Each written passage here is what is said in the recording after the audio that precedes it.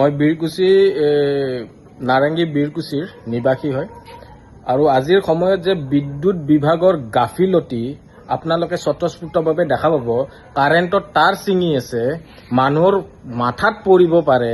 আপোনালোকে চাইছেনে কেনেকৈ ঘৰৰ মাথাৰ আগেৰে আপোনাৰ কাৰেণ্টৰ তাৰ গৈছে, কিন্তু কোনো ধৰণৰ তৎপৰতা কাৰো দেখা নাপাওঁ। আমি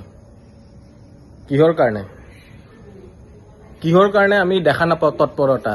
আপোনাৰ সিফালে আপোনাক মই এতিয়া যাই কেনে দেখুৱাব লাগিব ভালদৰে।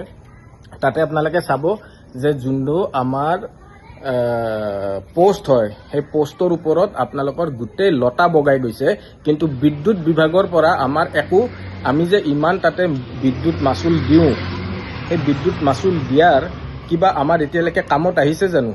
আপোনালোকে সেই দেখা পাইছে মোৰ পিছফালে পোষ্টৰ ওপৰত সেইবিলাক গোটেই আপোনাৰ লতা বগাই গৈছে। এতিয়া কাৰেণ্টৰ তাৰ আপোনাৰ ঘৰৰ এই কাৰেণ্টৰ তাৰ মাথাত লাগু অৱস্থা। আৰু এই হৈছে আমাৰ আজিৰ সময়ত অসম চৰকাৰৰ বিদ্যুৎ বিভাগৰ গাফিলতি। এই গাফিলতিৰ কোনোবাই আপোনালোকৰ কিবা দিব পাৰিবনে? ইয়াতে যদি কিবা এটা দুৰ্ঘটনা হয়, তেনেহলে ইয়াৰ কোনোবা দায়ী কোন হ'ব সেইটো আপোনালোকে এবাৰ জানি লওক। যদি আপোনালোকৰ তাত টেকনলজি নাই, তেনেহলে আধুনিক টেকনলজিৰে ঘৰৰ ওপৰৰে আপোনালোকে কাৰেণ্টৰ তাৰবিলাক লৈ যোৱাৰ যত্ন কৰক।